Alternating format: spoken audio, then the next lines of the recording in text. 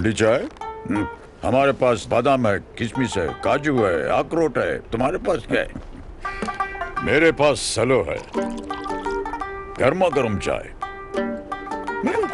सेलो वैक्यू steel की थर्मोसील technology रखे गर्म को गर्म और ठंडे को ठंडा 24 घंटे। ये ठंडा भी रखता है? ठंडा लस्सी पिएगा? सेलो वैक्यू स्टील फ्लास्क रखे गर्म या ठंडा 24 घंटे।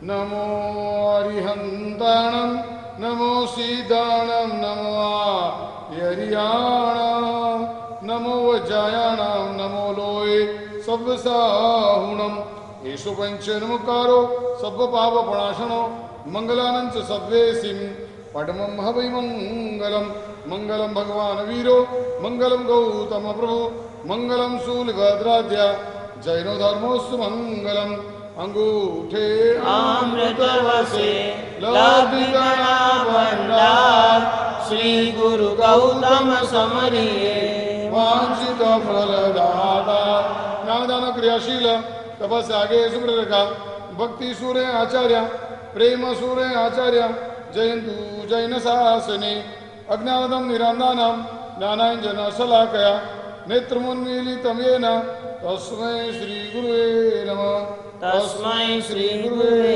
नमः तस्मै श्री गुरुवे नमः मूलं गुरुर्मूर्ति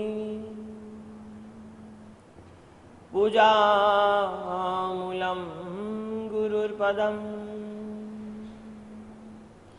मंत्रमूलं गुरुर्वाक्यम् मोक्षमूलं गुरु कृपा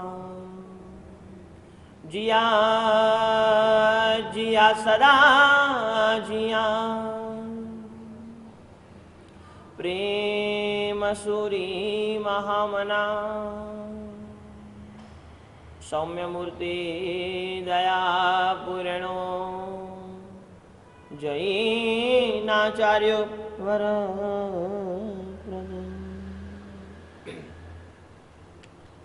एक बार अकबर के मन में पता नहीं क्या आया,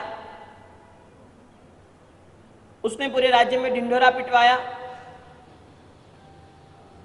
कि मेरी सबसे अच्छी तस्वीर बनानी है और उसके लिए पूरे राज्य में जितने भी कलाकार हैं, जितने भी आर्टिस्ट हैं, जितने भी पेंटिंग बनाने वाले हैं, सभी को मैं आमंत्रित करता हूं कि आप लोगों को यह प्रतिस्पर्धा में भाग लेना है। मेरी सुंदर तस्वीर बनानी है और जो सबसे अच्छी तस्वीर बना करके लाएगा उसको मैं 10,000 सोना मोहर का इनाम दूंगा। 1 महीने का समय था, 1 महीने में सुंदर तस्वीर बनानी थी। राज्य भर में जितने भी कलाकार थे, जितने भी आर्टिस्ट थे, सभी काम पर लग गए। सभी ने अपनी मेहनत शुरू कर दी क्योंकि इतनी बड़ी रकम मिलने वाली थी, 10,000 सोना मोहर जितनी। और लगा कि यदि हम सही तस्वीर बना लेते हैं, अच्छे कलाकार तो हम हैं ही, लेकिन जिस हिसाब से अकबर ने बताया है उस हिसाब से यदि तस्वीर बना लेते हैं तो निश्चित हमें 10,000 सोना मोहर मिल जाएगी। सभी लोग काम पर लग गए।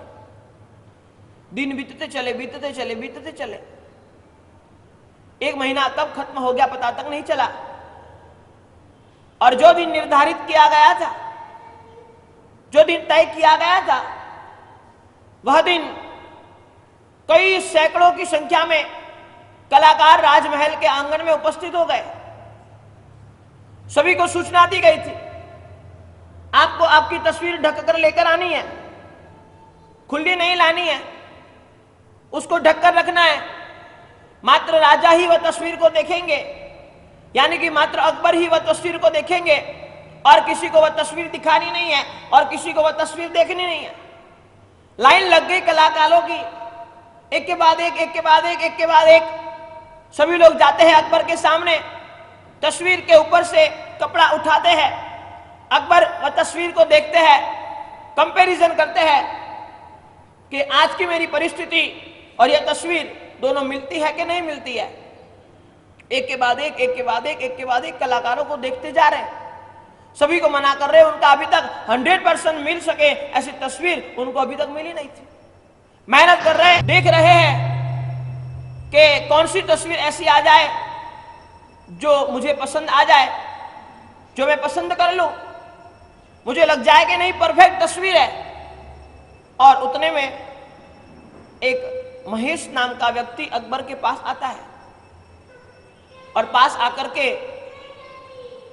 आकर के उनके सामने तस्वीर लेकर खड़ा रहता है। अकबर ने पूछा कि आप भी मेरी तस्वीर बनाकर लाए हो? महेश ने कहा कि हाँ महाराजन, मैं भी आपकी तस्वीर बना करके लाया हूं। कपड़ा उठाओ। जैसे ही कपड़ा उठाया, देखा तो अंदर तस्वीर नहीं थी, लेकिन एक कांच लगा हुआ था। अकबर ने कहा यह क्या है? राजन, आपने कहा था मेरी हूबहू तस्वीर बनानी है, मैं जैसा दिखता हूं वैसी तस्वीर बनानी है।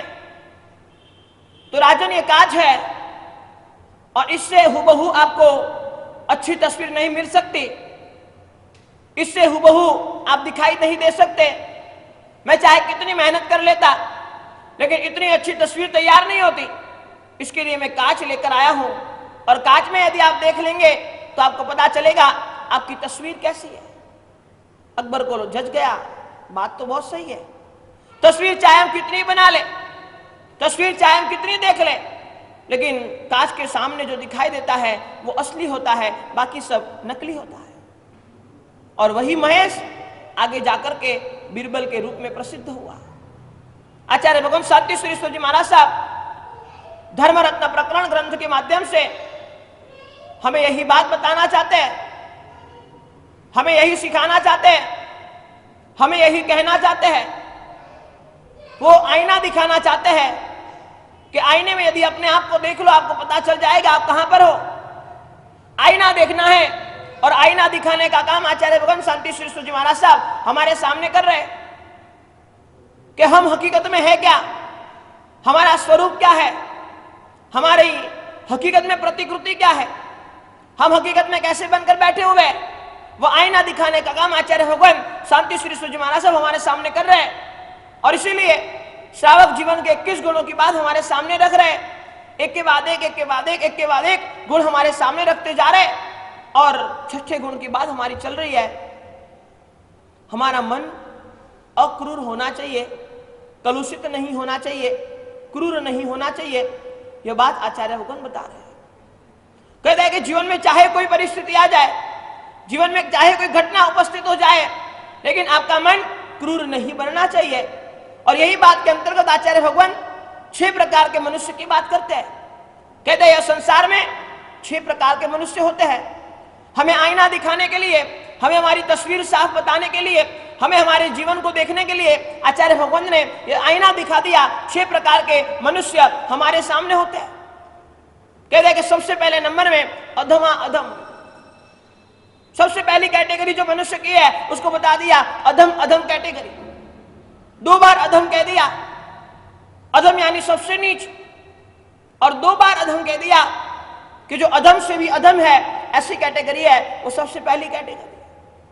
शास्त्रकार भगवान कहते हैं अधम आदम कौन है? जो आलोक परलोक, जो यह लोक और आने वाला लोक, या यह जीवन और आने वाला जीवन दोनों बिगाड़ कर जो बैठा हुआ है वो अधम आदम कैटेगरी में है।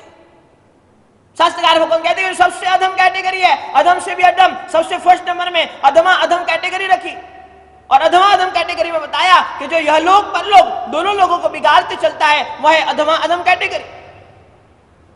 चाहे जीवन की अभी परिस्थिति तो खराब है ही है, अभी तो धर्म होता ही नहीं है, अभी तो पापमय जीवन बना हुआ है, लेकिन आगे जाके परिस्थिति आती है, आगे भी पाप करते रहते हैं, पाप का उपार्जन करते रहते हैं, पाप का बंध करते रहते हैं, अगला भाव भी बिगड़ जाता है, यह भाव भी बिगड़ जाता है। शांति सुरेश्वर जी महाराज साहब ने बताया ये सबसे पहली कैटेगरी है अधम अधम,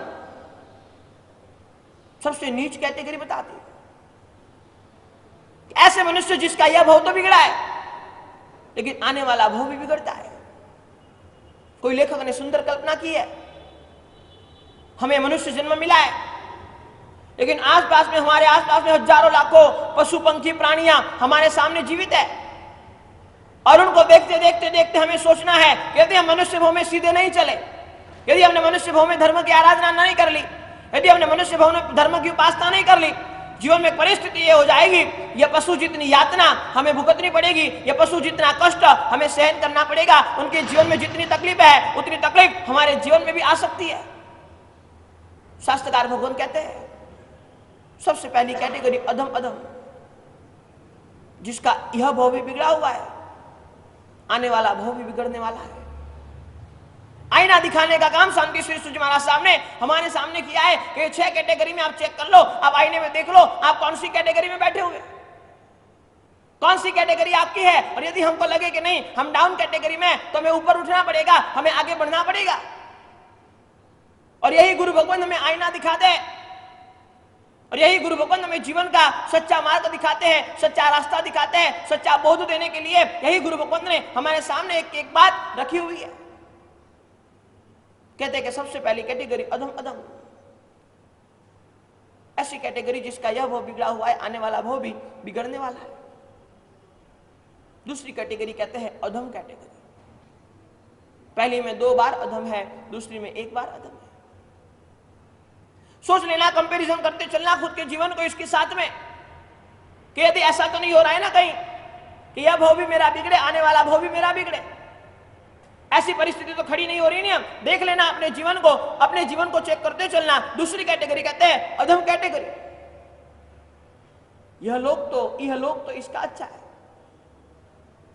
लेकिन परलोक बिगड़ जाता है। कभी कभी ऐसा पुण्य होता है और वह पुण्य की वजह से, वह पुण्य के कारण से अपना यह लोक तो सुधर जाता है। अभी तो हमें बहुत सुविधा सामग्री, धन संपत्ति, समृद्धि सब कुछ मिला हुआ है, लेकिन यदि ध्यान नहीं रखते, यदि भोगों में डूब जाते हैं, यदि भोग विलास वैभव वासना के अंदर ही हमारा पूरा जीवन समाप्त हो जाता है, शास्त्रकार भगवान कहते हैं आप दूसरी कैटेगरी में आ जाओगे। यह लोक तो आपका अच्छा है, लेकिन आने वाला भव आपका बिगड़ जाएगा। आने वाला भव ऐसा हो जाएगा आपको पता तक नहीं चलेगा, कौन सी गति मिल जाएगी, किस गति में आप चले जाओगे कुछ पता नहीं चलेगा। और इसीलिए शास्त्रकार भगवत ने कहा दूसरी कैटेगरी अधम कैटेगरी। यह संसार में कई लोग ऐसे हैं जो मानते हैं न पुण्य है, न पाप है, न स्वर्ग है, न नरक है, कुछ नहीं है, बस खाओ पियो, मजा करो, मौज करो, मस्ती करो, जीवन को परिपूर्ण करो। आने वाला भव किसने देखा है? स्वर्ग मिलेगा नरक मिलेगा हमको पता नहीं है, हमें तो इसी जीवन को स्वर्ग बनाना है। और इसीलिए खाओ पियो, भोग विलास वैभव करो, मजा करो, ईट ड्रिंक एंड मजे करो, यह कई लोगों के जीवन के सिद्धांत है। सभी दर्शनों में एक नास्तिक दर्शन है चार्वाक दर्शन, वो भी यही सिखाता है। चार्वाक दर्शन भी हमें कहता है यावत जीवेत सुखम जीवेत ऋणम कृत्वा घृतम पिबेत, जब तक जी रहे हो सुखी से जियो। चार्वाक दर्शन ये सिखाता है जीवन आपका चल रहा है तब तक सुखी सुखी जीवन जियो, न धर्म करने की जरूरत है, न पुण्य करने की जरूरत है, न कुछ करने की जरूरत है, न पापों से डरने की जरूरत है, न दोषों से डरने की जरूरत है, न दुर्गुणों से डरने की जरूरत है, कोई चीज से डरने की जरूरत नहीं है, बस खाओ पियो मजे करो।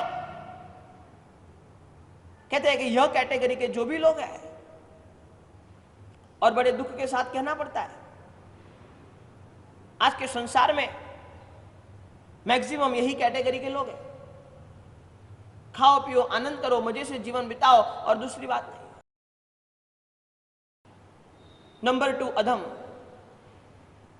नंबर 1 अधमा अधम, जिसका इहलोक भी बिगड़ा हुआ है परलोक भी बिगड़ा हुआ है। नंबर 2 अधम, जिसका इहलोक तो सुधरा हुआ है लेकिन परलोक बिगड़ा हुआ है। तीसरी कैटेगरी बताते हैं, तीसरी कैटेगरी में कहते हैं वी मध्यम, अधमा अधम, अधम वी मध्यम। कहते हैं कि यह कैटेगरी बहुत अच्छी है। यह व्यक्ति, यह मनुष्य आलोक में भी कीर्ति की प्राप्ति करता है, परलोक में भी उसको कीर्ति मिलती है, परलोक भी अच्छा मिलता है। ऐसे कैटेगरी का मनुष्य है जो यह भाव में धर्म, आराधना, त्याग, साधना, तप, जप, ध्यान, दान, दया सब करते करते यह जीवन में तो कीर्ति की प्राप्ति कर लेता है, लेकिन आने वाला अगला जीवन भी यह जीवन में किए हुए धर्म के कारण, यह जीवन में की हुई आराधना के कारण, यह जीवन में की हुई उपासना के कारण आने वाला अगला भाव भी उसका सुधर जाता है। आने वाले अगले भाव में भी वह सुंदर जन्म प्राप्त करता है, सुंदर गति में जाता है, सुंदर योनि में जाता है। इसीलिए शास्त्रकार भगवत ने कहा तीसरी कैटेगरी विमध्यम, जिसका आलोक भी सुधरा हुआ है, जिसका परलोक भी सुधरा हुआ है। आलोक में तो इसकी कीर्ति होती ही है, लेकिन परलोक में भी उसको अच्छा जीवन मिलता है, परलोक में भी उसको अच्छा भाव मिलता है। यह हो गई तीसरी कैटेगरी। शास्त्रकार भगवान कहते हैं आईना में देख लेना, आईने में चेक कर लेना कि हम कौन सी कैटेगरी में हैं। कहीं ऐसा तो नहीं है कि यह भाव तो हमें बहुत अच्छा मिल गया, जिन शासन मिल गया, संस्कार मिल गए, धर्म मिल गया, देव गुरु, धर्म, आराधना सब कुछ मिल गया, लेकिन कहीं ऐसा तो नहीं है यह सब मिलने के बावजूद भी हमारा आने वाला भाव बिगड़ जाए, ऐसा हमें होने नहीं देना। तीसरी कैटेगरी विमध्यम, यह भाव में भी अच्छी कीर्ति प्राप्त करता है, यह भाव में भी अच्छा धर्म करता है, और उसी की वजह से आने वाला भाव भी उसका अच्छा हो जाता है। ठंडी चाय? हमारे पास बादाम है, किशमिश है, काजू है, अखरोट है। तुम्हारे पास क्या है? मेरे पास सलो है, गर्मा गर्म चाय। सेलो वैक्यूम स्टील की थर्मोसील टेक्नोलॉजी रखे गर्म को गर्म और ठंडे को ठंडा 24 घंटे। ये ठंडा भी रखता है? ठंडा लस्सी पिएगा? सेलो वैक्यूम स्टील फ्लास्क रखे गर्म या ठंडा 24 घंटे।